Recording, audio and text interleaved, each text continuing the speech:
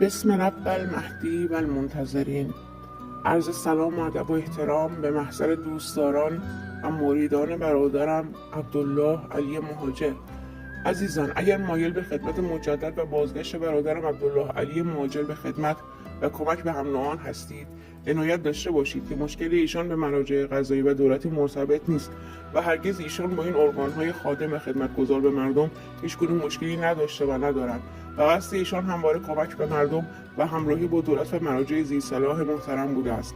پس لطفا اگر مایل به بازگشت ایشان به صفحات مجازی و شروع مجدد خدمتشان و هم نوعان هستید، لطفا به هیچ عنوان به هیچ ارگانی حجمه و جسارت نفرمایید، زیرا این برخوردهای احساسی نه تنها مشکل را برطرف نمی‌کند، بلکه مشکلات و سوءتفاهم‌ها را بیشتر کرده و بازگشت و خدمت برادرم عبدالله علی مهاجر را تحت شعاع قرار می‌دهد.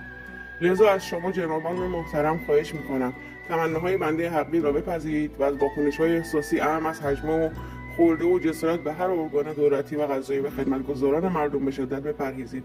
بنابراین اگر شخصی از این قبیل واکنش‌های احساسی از خود بروز دهد، عواقب و مسئولیت آن بر عهده خود شخص خاطی است. با تشکر از درک بالا و همکاری شما عزیزان.